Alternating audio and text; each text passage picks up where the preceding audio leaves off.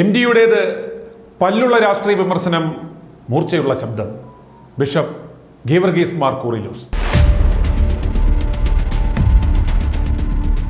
ഇന്നലെ കോഴിക്കോട് നടന്ന Kerala literature festival ഉദ്ഘാടന വേദിയിൽ മുഖ്യമന്ത്രി പിണറായി വിജയനെ വേദിയിലിരുത്തി സാഹിത്യകാരൻ MD വാസുദേവൻ നായർ നടത്തിയ രാഷ്ട്രീയ വിമർശനത്തിൽ പ്രതികരണവുമായി യാക്കോബായ സഭ നിർണഭദ്രാസന മെത്രാപ്പോലിത്തായിരുന്ന ഗീവർഗീസ് മാർ കൂറിലോസ്.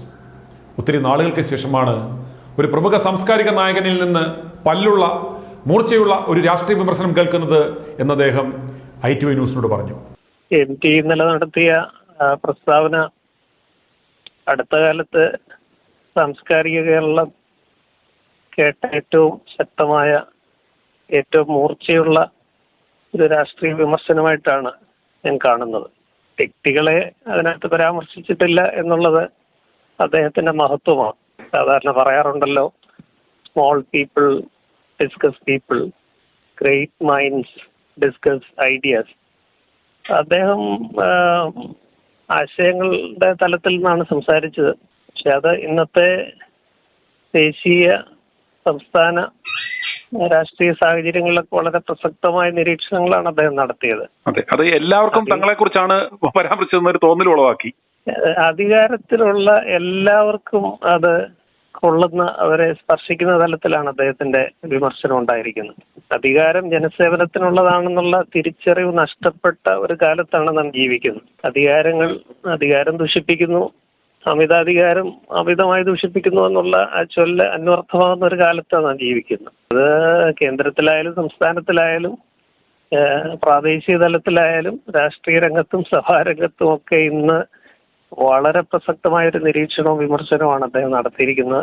രാഷ്ട്രീയ രംഗത്താണ് അദ്ദേഹം ഫോക്കസ് ചെയ്തെങ്കിലും അത് ആധ്യാത്മിക മത രംഗങ്ങളിലൊക്കെ വളരെ കാലികമായി പ്രസക്തിയുള്ളതാണെന്ന് ഞാൻ ചിന്തിക്കുകയാണ്. അതുകൊണ്ട് അധികാരം മത്തുപിടിച്ചിരിക്കുന്ന എല്ലാ അധികാരികളെയും കണ്ണു തുറപ്പിക്കുവാൻ പാകത്തിലുള്ള അതിരൂക്ഷമായ, എൻ്റെ ഭാഷയിൽ പല്ലുള്ള ഒരു വിമർശനമാണ് MD നടത്തിയിരിക്കുന്നത്. അത് കേരളം ഒത്തിരി നാളായി ആഗ്രഹിക്കുന്ന ഒരു രാഷ്ട്രീയ വിമർശനം കൂടെ ആയിട്ടാണ് ഞാൻ കാണുന്നത്. അത് പ്രത്യേകിച്ച് ഏതെങ്കിലും ഒരു പ്രത്യേക രാഷ്ട്രീയ നേതാവിനെയോ പ്രസ്ഥാനത്തെയോ അല്ല അദ്ദേഹം ഉദ്ദേശിച്ചിരിക്കുന്നത്.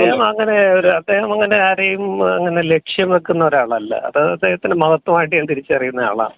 എന്നാൽ ഒരു പൊതു പ്രസ്താവനയാകുമ്പോൾ തന്നെ സമകാലിക കേരളത്തിൽ വളരെ പ്രസക്തമായ, രാഷ്ട്രീയ പരിസരത്തിൽ വളരെ പ്രസക്തമായ ഒരു വിമർശനമാണത്. അധികാരം, പ്രത്യേകിച്ച് ഇടതുപക്ഷവും ഒക്കെ അധികാരത്തെ എങ്ങനെയാണ് കാണേണ്ടത്, കമ്മ്യൂണിസ്റ്റ് പ്രസ്ഥാനങ്ങൾക്ക് വന്ന ഒരപജയം, മൂല്യങ്ങളിലൊക്കെ വന്നിരിക്കുന്ന അപജയമൊക്കെ അതിനകത്ത് ഉൾച്ചേർന്നിട്ടുണ്ടെന്ന് തന്നെയാണ് ഞാൻ കാണുന്നത്. ഞാനതിന് അല്പം കൂടി നീട്ടി സാമുദായിക, മതപരമായ, ആധ്യാത്മിക രംഗത്തെ കൂടെ അതിന് വ്യാപ്തിയുണ്ടെന്ന് ചിന്തിക്കുന്നയാളാണ്. അദ്ദേഹം അത് ഉദ്ദേശിച്ചു. ഈ പരിധിയില്ലാത്ത അധികാരവും പരിധിയില്ലാത്ത പണവും ദൂഷിപ്പിക്കുന്നത് രാഷ്ട്രീയത്തെ മാത്രമല്ല, ഈ മതത്തെയും മറ്റ് സാംസ്കാരിക മേഖലകളെയും എല്ലാം ദൂഷിപ്പിക്കുന്നതാണ് എന്നാണ് അങ്ങ് ഉദ്ദേശിക്കുന്നത്. തീർച്ചയായിട്ടും അധികാരവും സമ്പത്തും പണം ഇത് രണ്ടോട് കൂടിക്കലർന്ന ഒരു പരിസ്ഥിതിയിലാണ് നമ്മൾ ഇന്ന് എല്ലാം കാണേണ്ടത്.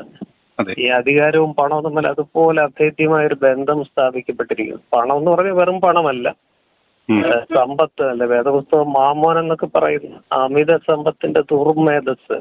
അത് അധികാരത്തിന്റെ ആസക്തി കൂടെ ചേർന്നുള്ള ഒരു വലിയൊരു ഡെഡ്ലി കോമ്പിനേഷനാണ് ഇന്ന് നമ്മൾ എല്ലാ തലത്തിലും കാണുന്നത്.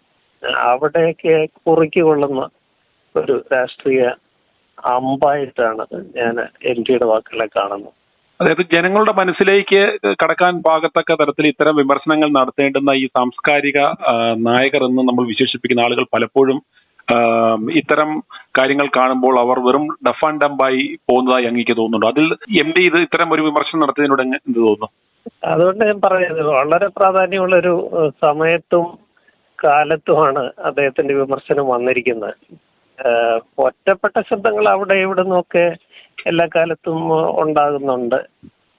സക്കറിയായ പോലുള്ളവര്, കൽപ്പറ്റ നാരായണൻ, അങ്ങനെയുള്ള ആളുകളൊക്കെ അവിടെ ഇവിടെ. സുകുമാർ അഴീക്കോടിന്റെ കാലശേഷം എനിക്ക് തോന്നുന്ന സാംസ്കാരിക രംഗത്തുനിന്ന് ഇത്തരം ശക്തമായ വിമർശനങ്ങൾ ഇല്ലാതാകുന്ന ഒരു സാഹചര്യമാണ് നമ്മൾ കണ്ടിട്ടുള്ളത്. അതിൽ നിന്ന് വ്യത്യസ്തമായ ഒരു നിലപാട് വളരെ കാലത്തിന് ശേഷമാണ് MT-യിൽ നിന്ന്. അദ്ദേഹം എനിക്ക് തോന്നുന്നത് അദ്ദേഹം കുറച്ചു നാളായിട്ട് ആലോചിച്ച് എഴുതി തയ്യാറാക്കിയ ഒരു പ്രസംഗമായിരുന്നു എന്നാണ് ഞാനത് മുഴുവൻ വായിച്ചപ്പോഴേ എനിക്ക് തോന്നുന്നത്. അത്രമാത്രം അദ്ദേഹത്തെ ഇന്നത്തെ ഈ ദുഷിച്ച രാഷ്ട്രീയ പരിസരം അദ്ദേഹത്തെ ചിന്തിപ്പിച്ചിട്ടുണ്ടാകുമെന്നാണ് ആ വാക്കുകളുടെ രൂക്ഷത വ്യക്തമാക്കുന്നത്. അങ്ങയുടെ കാര്യം എടുത്താലും ഇത്തരത്തിലുള്ള പ്രതികരണങ്ങൾ നടത്തുവാൻ ഉള്ളിന്റെ ഉള്ളിൽ ഭയമുണ്ടോ? കാരണം ഇന്ന് ഈ മുൻകാലങ്ങളിൽ ഈ മതമേലധ്യക്ഷന്മാർക്കെതിരെ ഒരു വലിയ ഭയപ്പാടോടെയൊക്കെയായിരുന്നു പ്രതികരിച്ചിരുന്നത്. അതും ഇത്തരത്തിലുള്ള ശക്തമായ പ്രതികരണങ്ങൾ നടത്തുമ്പോൾ ഉണ്ടാകാനിടയുള്ള വിമർശനങ്ങളെ ഭയപ്പെടുന്നുണ്ടോ? അങ്ങനെ നമ്മൾ പേടിച്ച് കഴിയാനായിട്ട് നമ്മൾ ഭീരുവാകാൻ പാടില്ല. ഒരു ജീവിതമുള്ളൂ. ആ ജീവിതം ധൈര്യപൂർവ്വം സത്യത്തിന്റെ ഒപ്പം നിന്ന് നേരിന്റെ ഒപ്പം നിൽക്കുക എന്നുള്ളതാണ് നമ്മുടെ വിളി. അവിടെ വിമർശനങ്ങൾ നമ്മൾ ഭയക്കേണ്ടതില്ല. ഇതൊരു വിമർശനമായിട്ട് നമ്മൾ MT-യുടെ വിമർശനത്തെ അതെല്ലാവർക്കും കണ്ണു തുറപ്പിക്കാൻ പാകത്തിലുള്ളതാണ്. അതിനെ പോസിറ്റീവായിട്ട് എടുത്താൽ അതെല്ലാവർക്കും ഗുണം ചെയ്യും. അല്ലെങ്കിൽ ഈ സാംസ്കാരിക നായകർ മറ്റുള്ളവരും ഒക്കെ ഇന്ന് പേടിച്ച് ഒന്നും മിണ്ടാതിരിക്കുന്ന എന്തുകൊണ്ടാണെന്ന് എനിക്ക് മനസ്സിലാകുന്നില്ല. ചില അതും ഈ അധികാരവുമായിട്ട് ബന്ധപ്പെട്ടാണ്. അവർക്കും പല സ്ഥാനങ്ങളും അധികാരവും ഒക്കെ നഷ്ടപ്പെടുമോ, ഭാവിയിൽ ലഭിക്കാതെ പോകാവുന്ന അധികാരത്തെ കുറിച്ചുമൊക്കെയുള്ള ചിന്തയും ആകുലതയും ഒക്കെ ആയിരിക്കും അവരെ നിശബ്ദരാക്കുവാനും അല്ലെങ്കിൽ ചില സാധൂകരണത്തിനും ഒക്കെ അവരെ പ്രേരിപ്പിക്കുന്നതെന്നാണ് ഞാൻ വിചാരിക്കും. ഇന്നലെ കോഴിക്കോട് നടന്ന കേരള ലിറ്ററേച്ചർ ഫെസ്റ്റിവലിന്റെ ഉദ്ഘാടനത്തിൽ മുഖ്യാതിഥിയായി എത്തി MD നടത്തിയ പ്രസംഗമാണ് ചർച്ചകൾക്കും വിമർശനങ്ങൾക്കും വഴിയൊരുക്കിയത്. ഭരണാധികാരി എറിഞ്ഞു കൊടുക്കുന്ന ഔദാര്യത്തുണ്ടുകളല്ല സ്വാതന്ത്ര്യമെന്ന് MD വാസുദേവൻ നായർ പറഞ്ഞു. അധികാരം ഏകാധിപത്യമോ സർവാധിപത്യമോ ആകാമെന്നതാണ് എവിടെയും സ്ഥിതി. അധികാരം ജനസേവനത്തിനുള്ള അവസരമെന്ന സിദ്ധാന്തം പണ്ടേ കുഴിവെട്ടി മൂടിയെന്നും അദ്ദേഹം പറഞ്ഞിരുന്നു.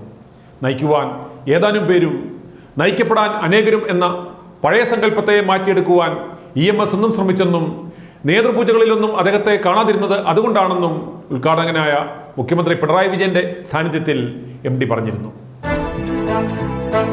i2i News, an eye for truth.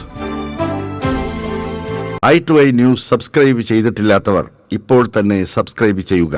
Notification ലഭിക്കുവാൻ ബെൽ ബട്ടണും അമർത്തുക.